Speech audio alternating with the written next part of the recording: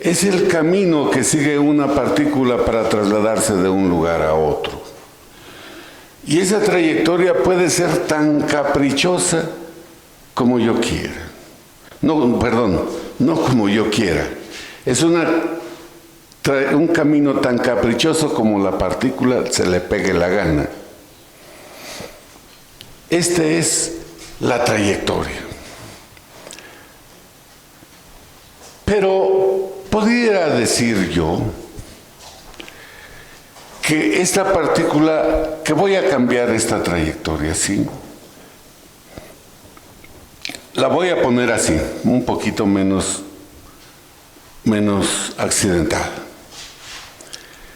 Y resulta que esta partícula sigue ese camino, pero la que está aquí, la que está aquí, la que está aquí, la que está aquí, todas siguen ese camino. Parece ser que siguen como que fuera un tubito el que van siguiendo. Y entonces a esto le vamos a llamar una línea de corriente.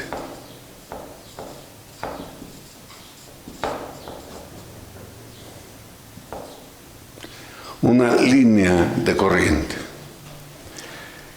en la que yo puedo determinar una serie de circunstancias, de valores, de características que yo quisiera saber.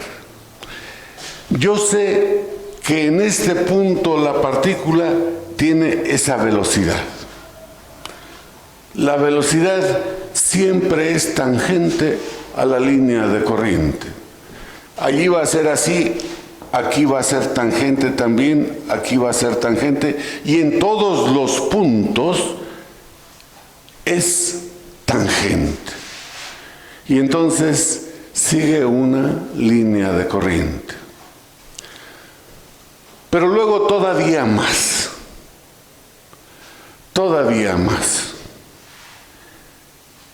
Si nosotros viéramos, les voy a poner un ejemplo que es muy común que ocurra esto visiblemente. Si ustedes ven en el humo que se expide de un cigarro, allí donde está la brasa y está saliendo, se encuentran con que esta línea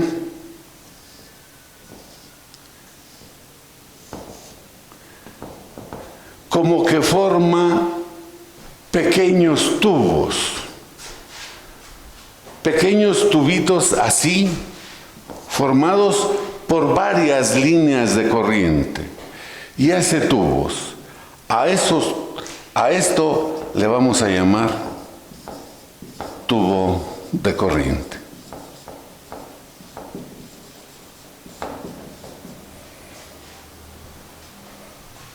Y ese tubo de corriente, que aunque se da físicamente en la naturaleza, sí existe físicamente, pero más que físicamente es algo conceptual.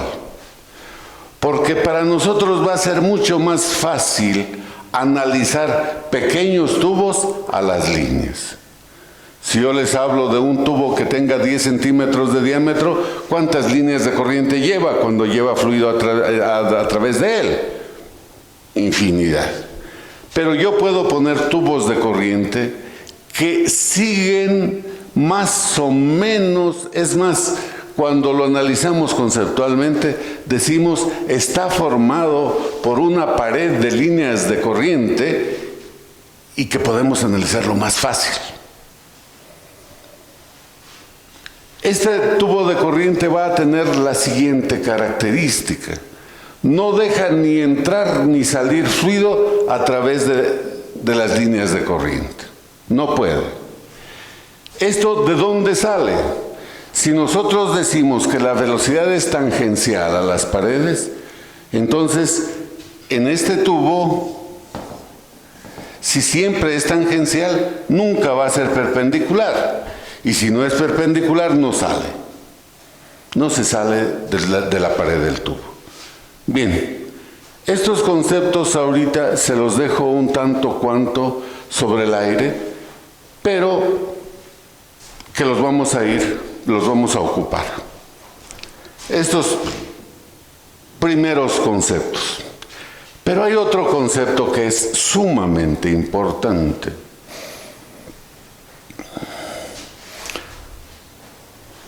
En principio le voy a llamar campo de flujo. Pero ese es un concepto muy raro, muy ambiguo, que lo voy a dividir en varias cosas. Lo primero es que entendamos qué queremos decir con el concepto campo. ¿Qué queremos decir con el concepto campo? Si yo les digo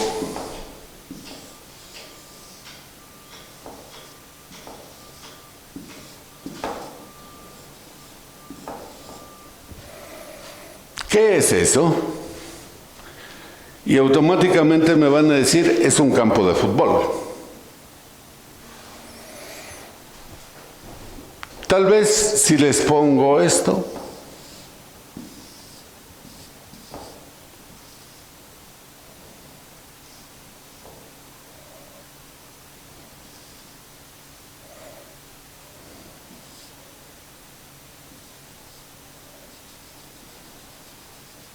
así lo voy a dejar, no le voy a poner las dos áreas. ¿Qué es? Y me van a decir, una cancha de básquetbol. Un campo de básquetbol. Y así me puedo ir. Si yo reviso los jugadores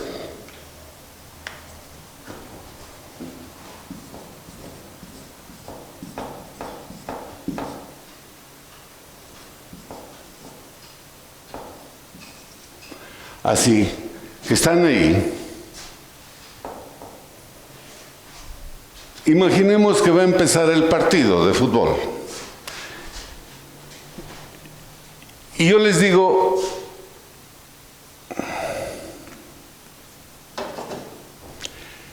este señor, ¿qué hace allí? Y me van a decir, es un mediocampista.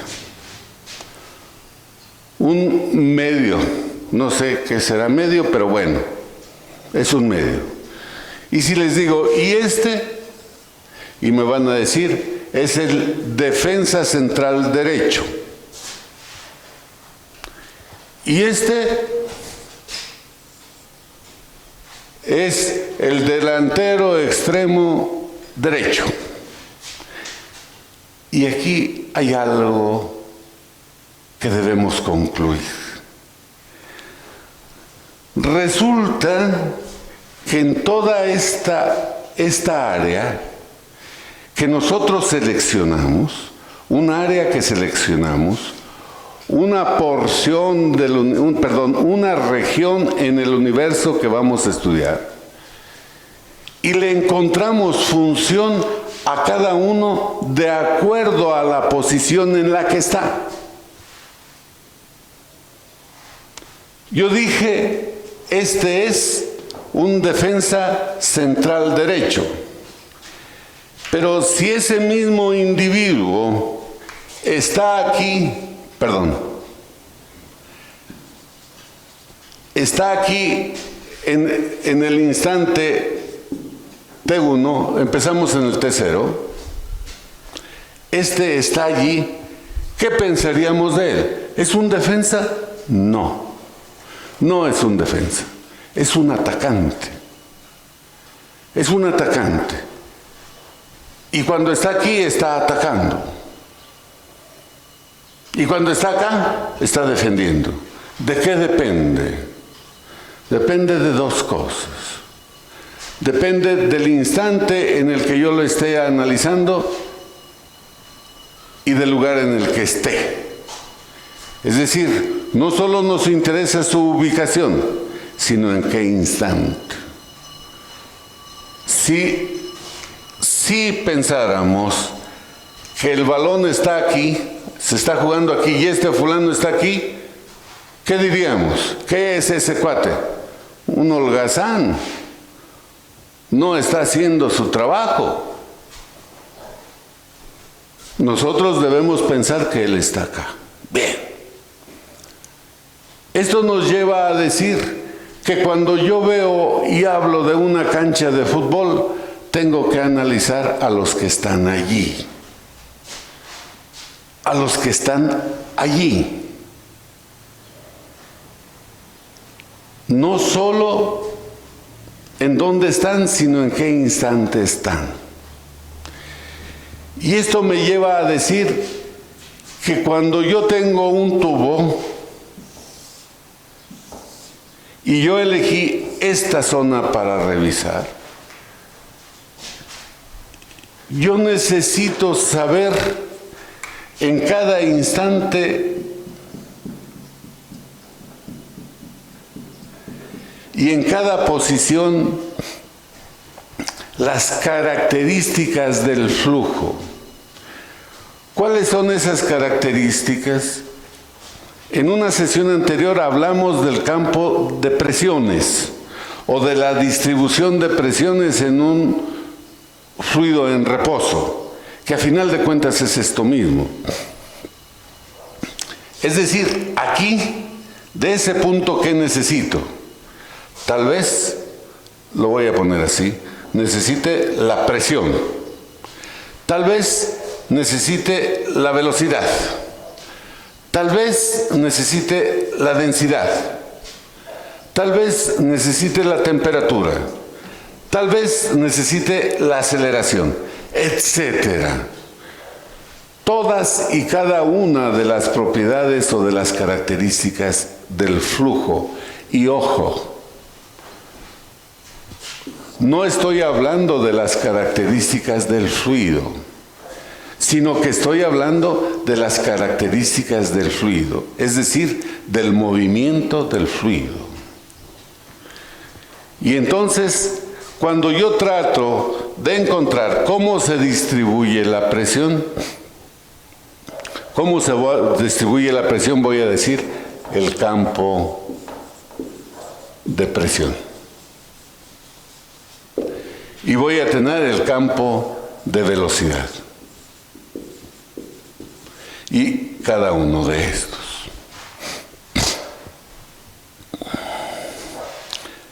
Entonces, voy a tener campo de presión, campo de etcétera.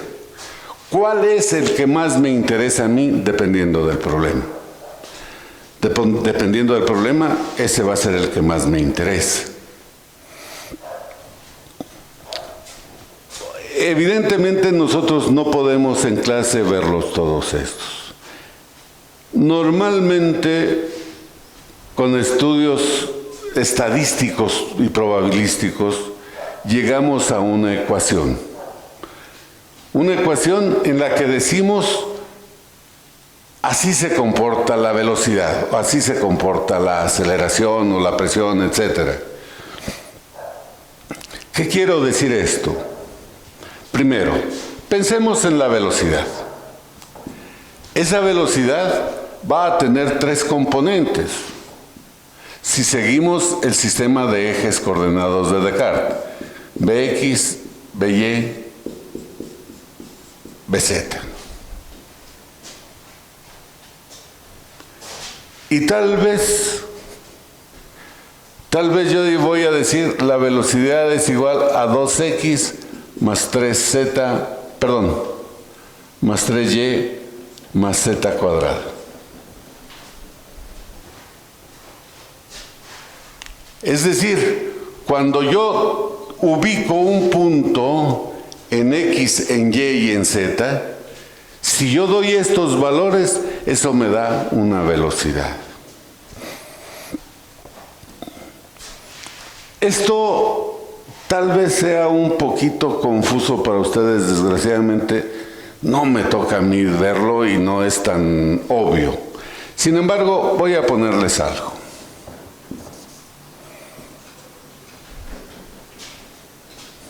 Imaginemos que esto es población y estos son años.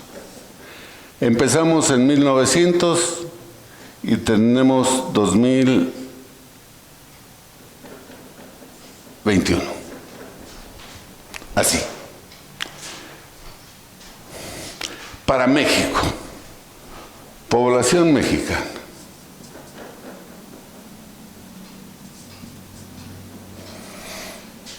Y empezamos con que aquí teníamos esta población, luego nos fuimos así, luego así, luego así, luego así, luego así, luego así.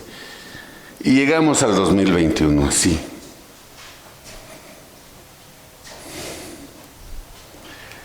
Y entonces nosotros decimos, la población de México se ha comportado...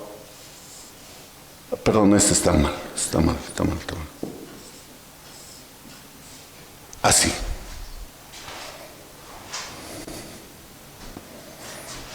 Pensemos que si hubiese sido. Si yo les pregunto, ¿cómo será en el 2050? ¿Qué hacemos? Lo que se hace estadísticamente y probabilísticamente es decir, esto más o menos siguió una trayectoria así. Y digo más o menos porque se dice siguió una tendencia así, con un margen de error de más o menos tanto. Pero vamos a pensar que fuera así. De seguir el comportamiento de la población, igual, aquí vamos a tener esta cantidad. Entonces, con datos que conocemos, podemos nosotros inferir cómo se puede calcular o cómo se puede medir estas ecuaciones. No voy a meterme a deducir esto, simplemente se los menciono. Bien, entonces ya tengo los campos de presión, los campos de velocidad y los campos de presión, perdón, de aceleración.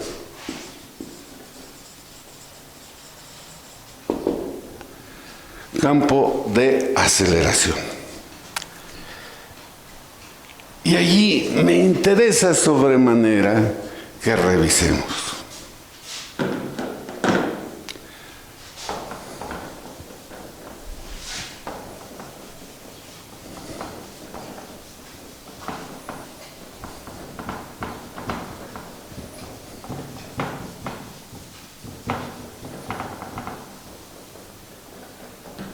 Si yo reviso este punto, voy a ponerle aquí, este punto tiene una X, una Y y una Z. Si yo les digo, ¿cuánto vale la velocidad en ese punto? La velocidad es el cambio de X con respecto al tiempo, más en Y, más el cambio de Y con respecto al tiempo, más el cambio de Z con respecto al tiempo. Yo pudiera decir esto es derivada de X con respecto al tiempo, más la derivada de Y con respecto al tiempo, más la derivada de Z con respecto al tiempo, en I, en J y en K.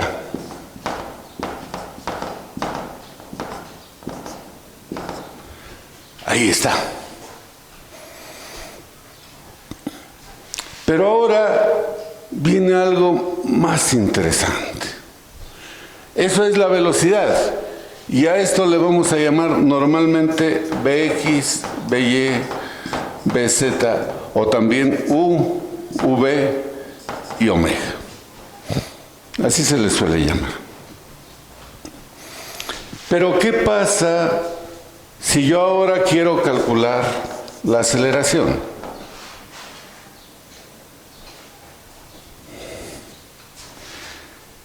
Y me encuentro con que la aceleración yo la defino como la derivada de la velocidad con respecto al tiempo.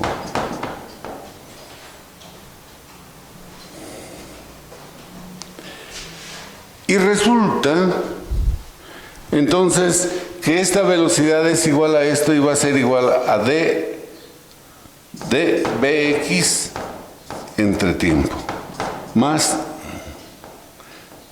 dby entre tiempo, más dbz entre tiempo, más, y aquí es un término medio raro, a veces, va a ser la derivada de b con respecto al tiempo. Así tendría que ser. Sin embargo, esto nos crearía problemas matemáticos. ¿Y qué voy a hacer? Voy a decir, esto es la parcial y la parcial.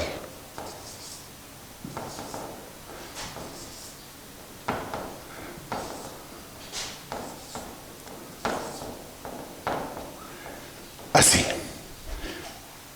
La parcial de velocidad con respecto al tiempo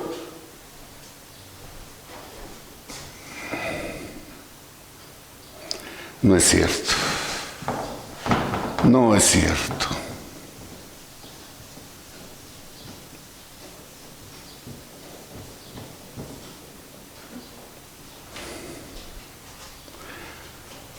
La aceleración va a ser el cambio de velocidad con respecto a x, más el cambio de velocidad con respecto a y, más el cambio de velocidad con respecto a z, más el cambio de velocidad con respecto al tiempo.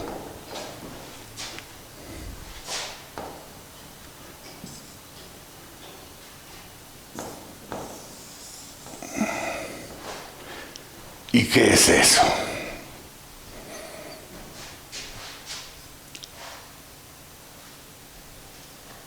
¿Qué quiero decir con esto?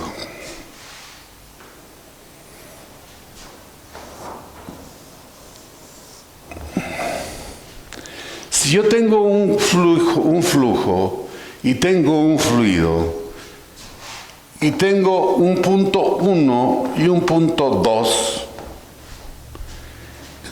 en que una partícula se va a trasladar del punto 1 al punto 2, se va a mover así, va a tener una velocidad. Va a tener una velocidad, pero también va a tener una aceleración.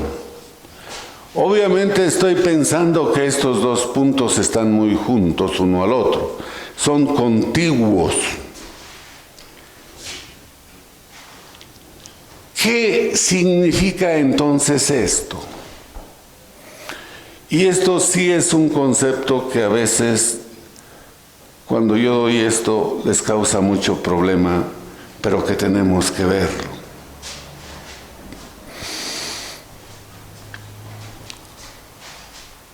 Una cosa es la variación que tiene la aceleración por estar en un punto o estar en otro. Es decir, imaginemos no que es la